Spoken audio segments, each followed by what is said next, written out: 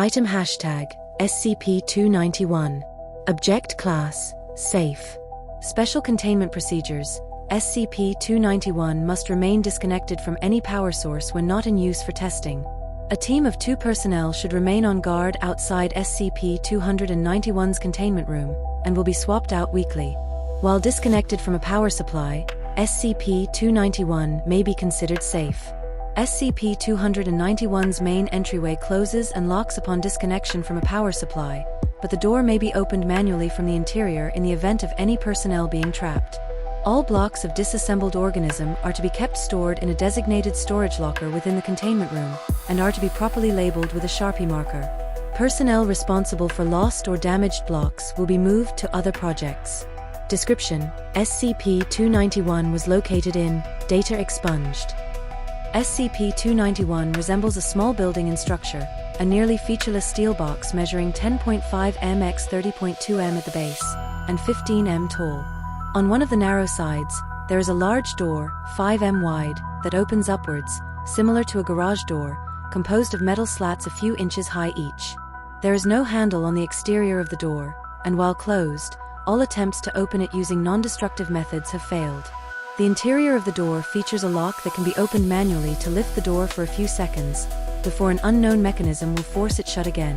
At the other end of SCP-291 is a similar opening with a lock and handle on the exterior and interior, allowing the door to be opened from either side. 2 small, similar hatches only 1 m x 1 m can be found to the left of both doors, and may be opened from the exterior. The materials that compose SCP-291 do appear to be only as strong as any other example would suggest, and a force that would normally bend or cut through steel will do the same to SCP-291. Such testing is currently not allowed due to the risk of damaging SCP-291. The interior of SCP-291 is not well explored due to the extremely tight confines of the machinery and strong pulses of electromagnetic energy through various points while activated.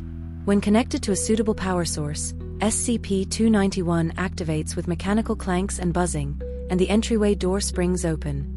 The room inside is 4 m x 2 m, with a rather simple console board, a large display screen, and what has been described as a plexiglass coffin to one side, suitable in size for most humans under 2.13 meters, 7 feet in height who are not morbidly obese.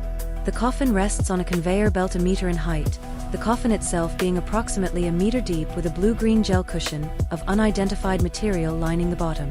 It has been described as pleasantly form-fitting and very cool and soft. Several tubes emerge from the side of the room over the coffin.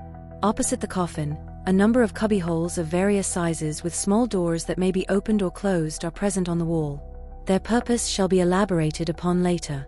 When a living animal, human or otherwise, is laid in the coffin, dead organisms with a mass of less than 1.6 kilograms, and groups of multiple organisms triggered no reaction, no matter their position, the control room moves into the ready state.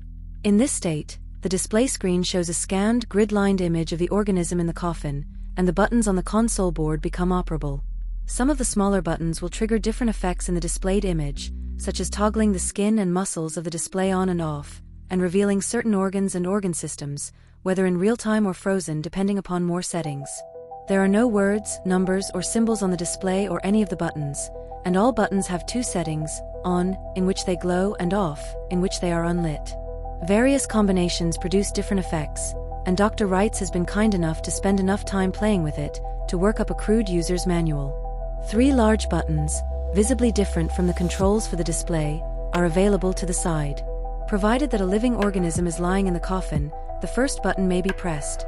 Pressing any buttons under other circumstances yields no effect, and the button remains off no matter how many times pressed, and the tubes extending over the coffin dispense a blue liquid into the coffin. This unidentified liquid acts as a sedative upon skin contact, and the occupant of the coffin quickly falls unconscious. The liquid can apparently be inhaled and swallowed without any harm. D-Class personnel have reported the taste to be similar to Kool-Aid. Samples have yielded little results in identification.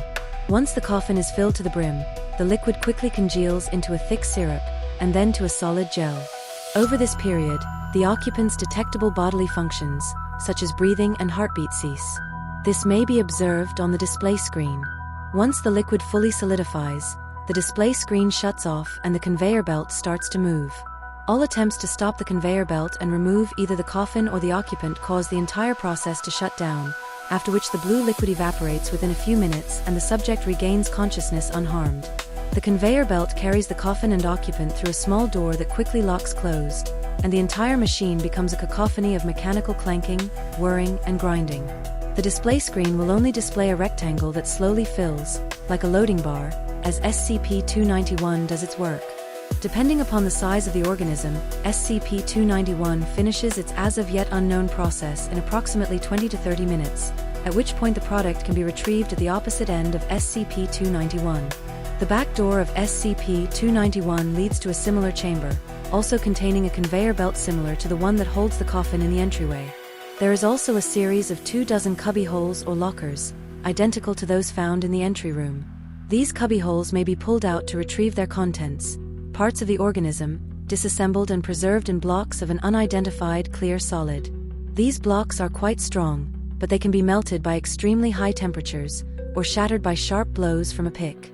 However, breaking the blocks ruins the preservation method of SCP-291, and results in the preserved object being unusable. The rest of the block quickly begins to dissolve into dust after a few minutes. See addendum for block designation. Whole blocks, however, may be stored indefinitely until being reinserted into SCP-291 via the cubbyholes in the entrance room. Each block has a distinct size, and will only fit snugly in its designated hole. Placing blocks in the wrong holes gets no reaction from the machine, and will prevent it from being reactivated until the problem is fixed. Cubbies may be left empty, however, and it will function as normal. It is ill-advised to leave a cubby containing a vital organ empty. When the blocks are placed correctly and the doors to them shut, the second button on the console may be pressed. This does not work if the display shows a loading bar, as another operation is taking place. The doors to the cubbyholes lock for a few seconds, during which SCP-291 removes them through some means, and the machinery of the device grows louder, accompanied by another loading bar on the display screen. Reassembly takes slightly longer, approximately 40–50 minutes to finish, after which a plexiglass container, similar to the initial coffin, emerges from a door on the conveyor belt in the exit room, holding a fully assembled organism immersed in blue liquid that slowly evaporates as the organism wakes. Reassembled organisms have no memory of the process, likening the experience to a very restful, dreamless sleep.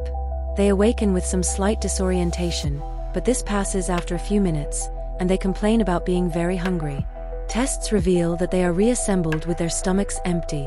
Organisms are also reassembled nude, and devoid of any hair. A block containing what has been identified as the contents of the organism's digestive system, hair, scraps of clothing, and any other objects on the organism is deposited into one of the small side doors outside the main doors, and may be considered waste. Surveillance and scanning equipment sent inside the machine is disposed of in the same way, often twisted and wrecked. Later testing revealed that organisms can be reassembled in different, potentially malicious ways. See addendum for testing results. The third button is only to be used should something go wrong, when the production stops and the button blinks.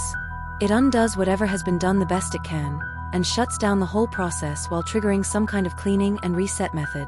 Addendum: blocks are clear, and therefore the organs and body parts contained within may be easily identified and observed.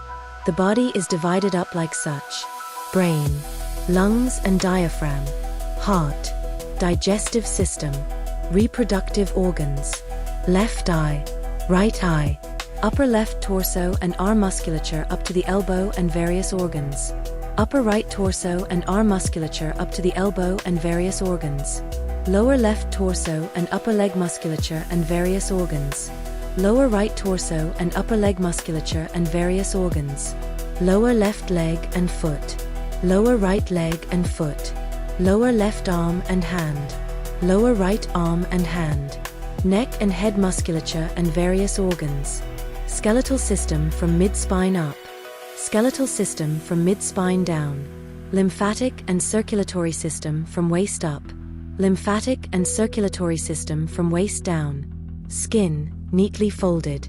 Testing results. Reassembling a body without vital organs results in the production shutting down, requiring the use of the third button. The body will be redeposited in block form at the exit, still inert. Reassembling a body without non-vital organs or body parts will result in that organ or body part being absent when the organism awakes, The wound sealed by unknown means that leave little to no scar tissue. Providing a body part for a missing body part will result in said body part being attached to its new body seemingly without fail. It has proved effective for heart transplants, limb transplants, and exchanging skin from one person to another. Swapping the brains of two people results in a complete transfer of that person's personality and memories, and may be reversed, although subjects are often very disoriented for several days and complain of psychological and physical discomfort, like wearing shoes not quite the right size. Swapping body parts between different species has yielded mixed results. Dr. Wrights has suggested that testing continue, and the request is pending. Only 3 successful cross-species transfers have occurred out of the 20 tests performed so far. 001, a cat's left eye was swapped out for a human's left eye. The subject could use the eye fully, and mentioned they felt they had adapted to it rather well.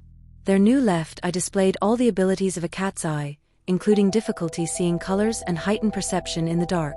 Although this test was unauthorized, the results were considered to be mildly impressive enough to allow further testing. The cat, given a human eye, clawed its human eye out in a week. 007, a human's brain was successfully transferred into the body of an English Mastiff, reportedly thanks to the dog's large skull size. He requested to be transferred back to his human body as soon as possible though. The Mastiff in the human's body learned to walk upright within a few hours and was disassembled again after an incident involving the humiliation of a female doctor. 016, a female Class D personnel had her reproductive organs switched with those of a pregnant Labrador Retriever. No tests involving using SCP-291 with other SCPs have yet been authorized.